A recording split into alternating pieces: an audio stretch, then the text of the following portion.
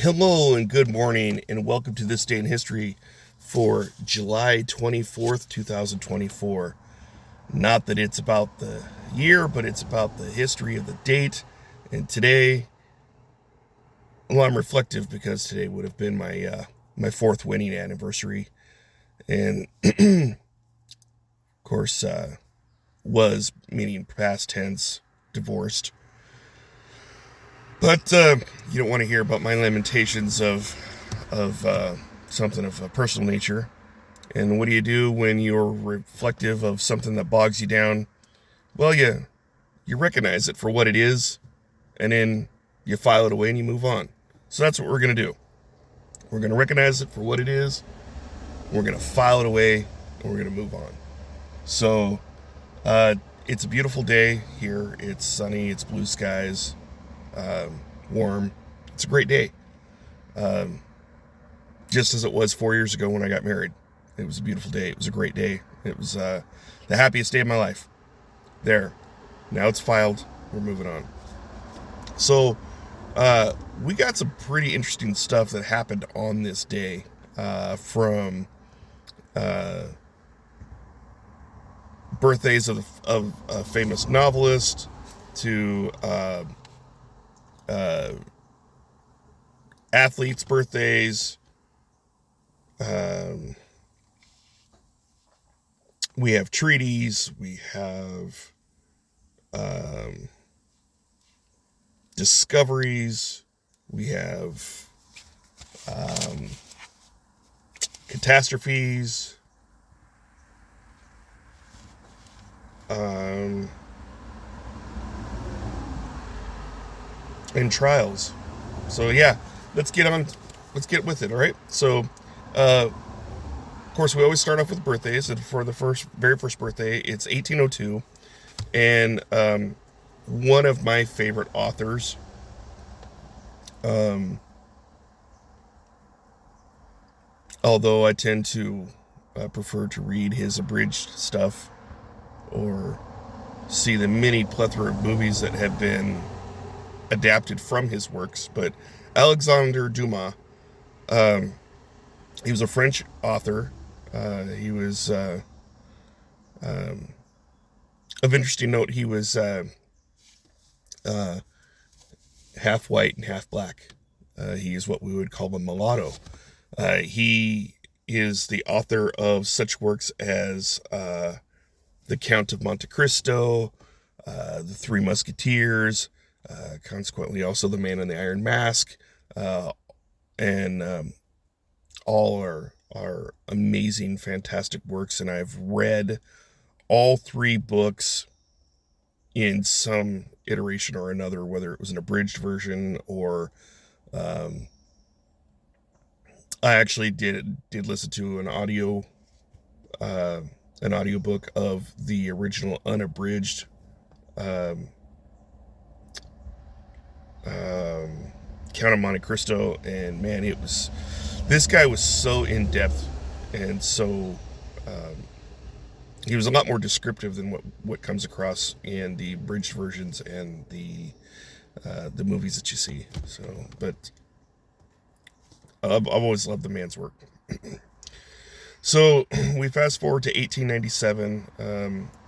American aviator and uh, first female pilot to ever have been licensed as an aviator in the United States, Amelia Earhart. She was born on this day in 1897.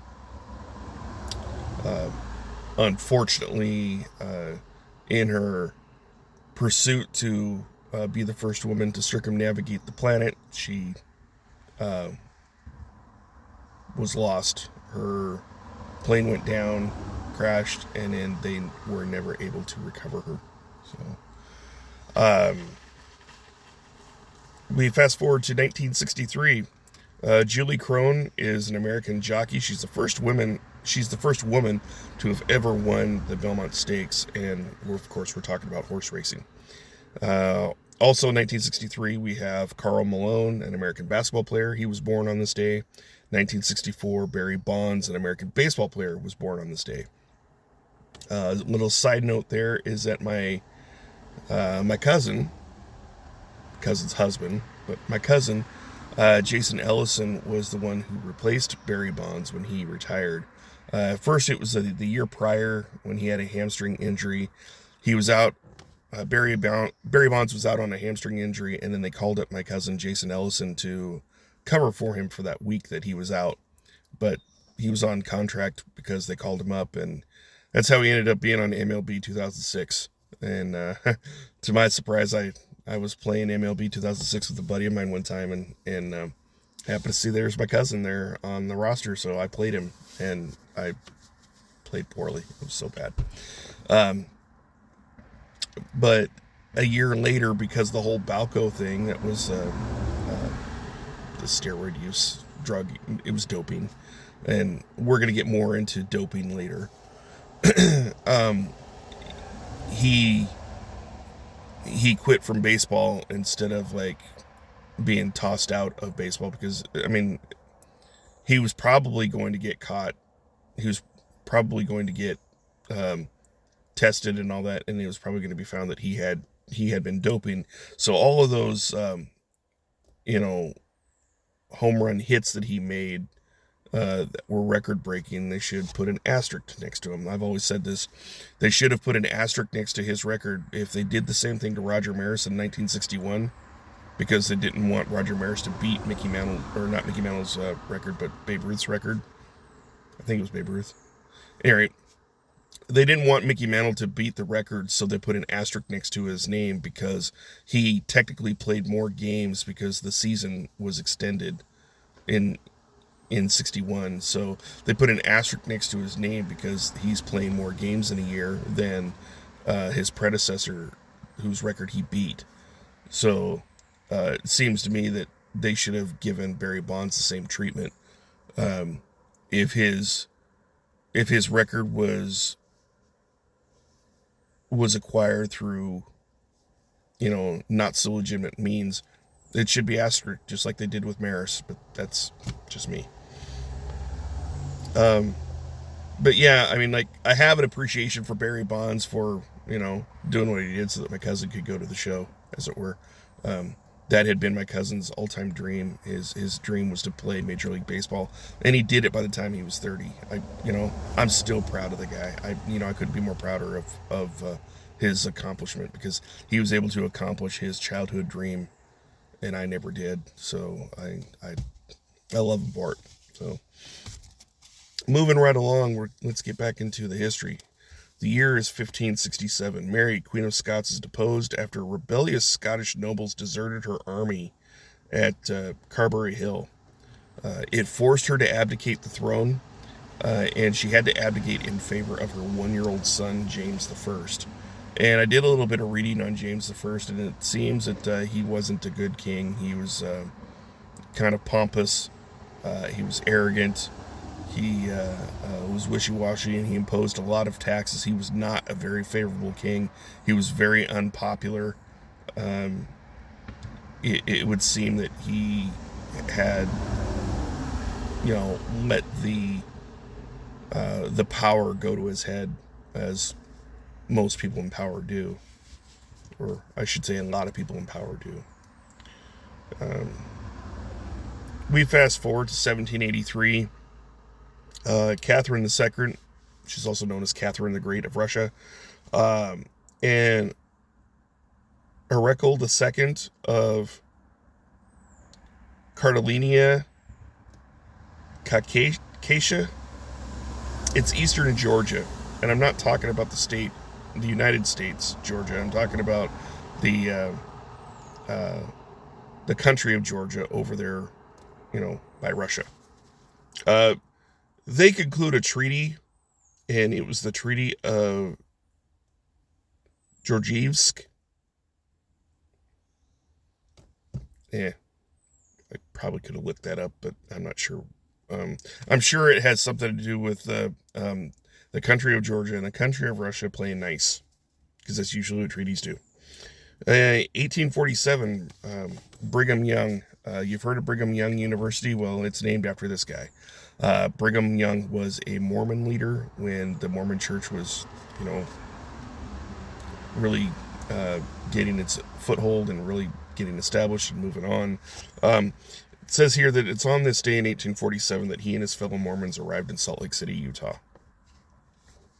1911, led by a local resident, Hiram Bingham, and I had to look him up because I didn't know who he was, but he was an American archaeologist, but he was also a U.S. senator as well. On this day, led by a local, he had reached Machu Picchu in the remote part of the Peruvian Andes. It's the mountain range there that runs the length of Peru. And he went there so that he could, study Machu Picchu. A few years later, we have one of the worst maritime tragedies in U.S. history. In 1915, the passenger liner SS Eastland, it capsized in the Chicago River, and it had something like over 140 people die in that catastrophic event, and so 840 plus people die in Chicago on the Chicago River because the liner that they were on capsized. We have another treaty in 1923. That's the year my grandmother was born. It's the Treaty of, I think I'm pronouncing it right, Lausanne. It was the final treaty that concluded World War I. And why is it called the Treaty of Lausanne? Because, well, it was signed in the city of Lausanne, Switzerland.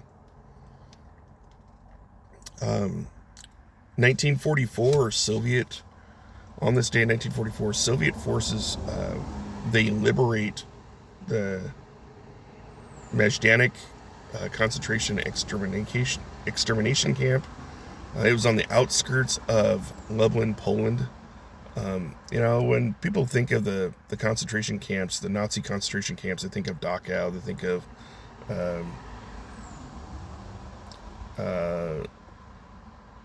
Treblinka, they think of Auschwitz. They forget that there were actually a lot of concentration camps over on the Eastern Front, like this one.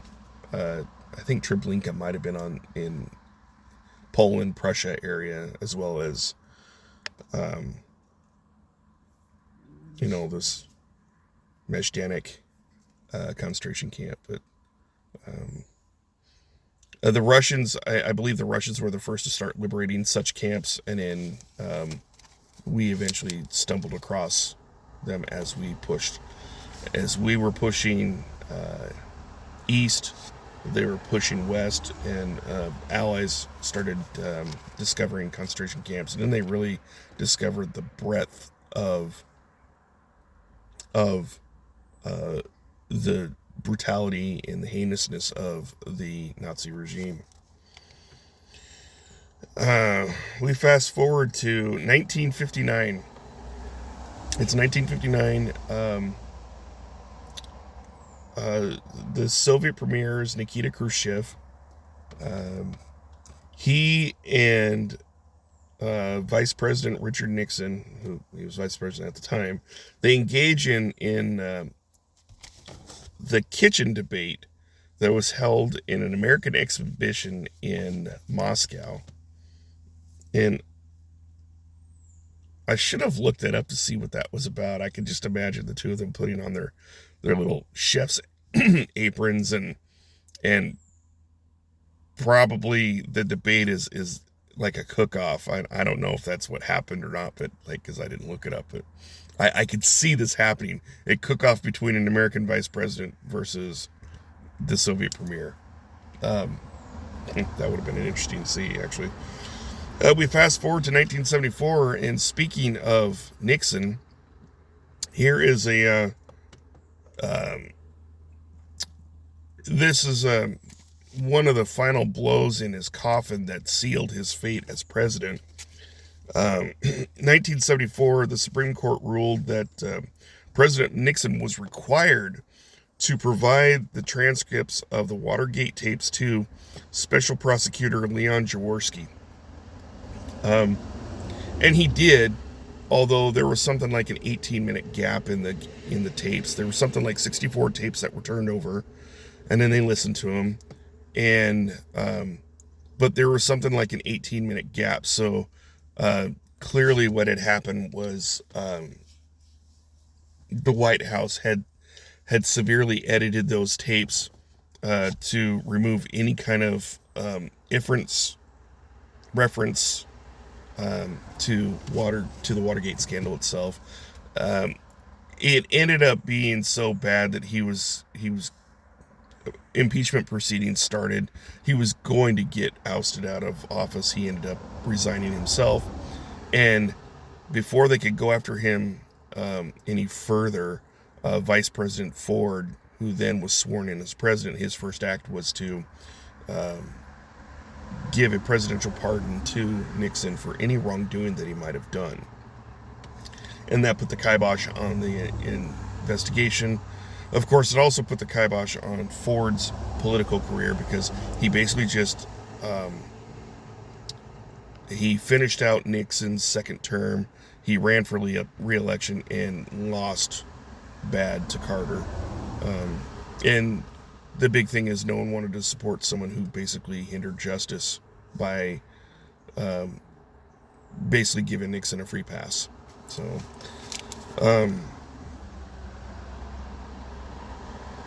on a side note, I have a great-grandmother or a great-great-grandmother by the name of Jaworski, and so I didn't know this until I read up on this last night, and I'm like, Jaworski, how common of a name could that be? It's a Polish descent.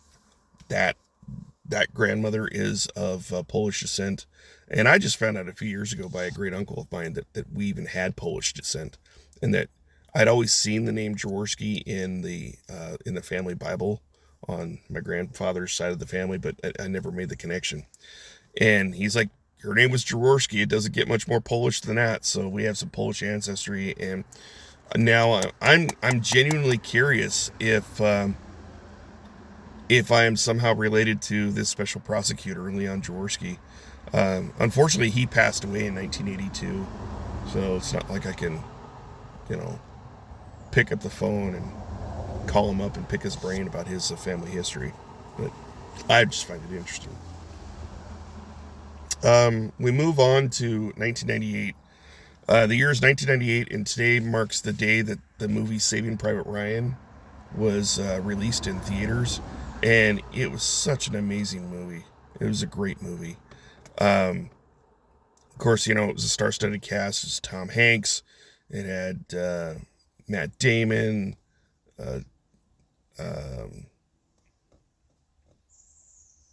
Now I'm drawing a blank. Dennis Farina was in it, had a short bit. Ted Danson had a short bit in it. Paul Giamatti had a short bit in it. Vin Diesel had a short bit in it. Giovanni Ribisi was in it.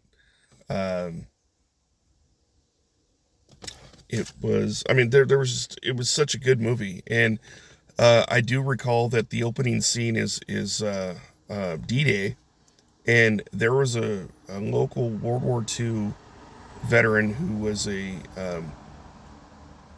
disabled veteran.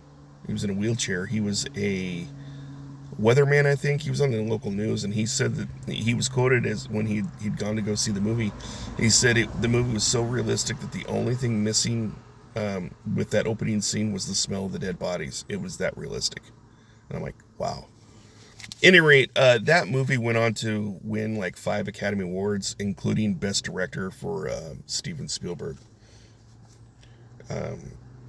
Moving right along, the year is 2005. American cyclist Lance Armstrong is the first rider to win the Tour de France 7 times. Unfortunately, we talk about firsts. We also got to talk about, he's also probably the first guy to have ever had all 7 of his titles stripped. And here's where we're going back to the doping thing. Because of doping. It turns out that he was chemically enhancing himself to give himself an edge, and that's how he won all those 7 titles. And as such, they found that he had been doping, and therefore they stripped him of all those titles because it's a pretty prestigious award. You know, it's supposed to be about, you know, the morals, the ethics, the hard work and determination, the dedication to being the best cyclist out there, and he cheated. So what did cheaters do? They, you know, Barry Bonds quit baseball because he was a cheater, and he was about to get caught for being a cheater, and so rather than be exposed, he just up and left. Well, Lance Armstrong got all 7 of his titles revoked. 2013, an American sex researcher and therapist, Virginia Johnson, dies at the age of 88. I don't know how I feel about that, but this one troubled me because I don't know where I was. It must have been under some rock, because I never got the memo here. But the year's 2002 or 2020 rather, and Regis Philbin, he was the host of Regis and Kathy, which later became Regis and Kelly. He was also the host of one of those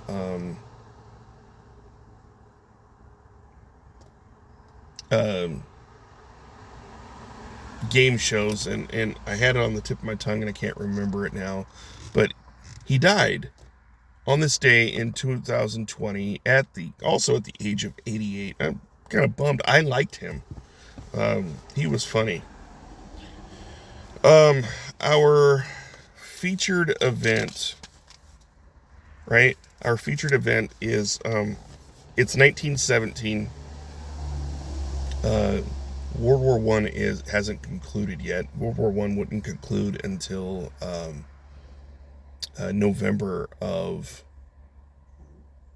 1918, I believe. But so the trial of Mata Hari begins on this day in 1917. It was a 3-day trial. She was basically put on trial for espionage, spying. She was a Dutch-born dancer and courtesan. She was on trial for spying for Germany. She claimed that she was actually spying for the French, and she was doing some. She was a double spy. They didn't believe her, but she also said that the only information she ever passed on to the Germans was old, outdated, obsolete information that was of no strategic value to them.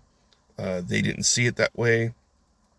They found her guilty 3 days later. They had her shot by firing squad a few months later.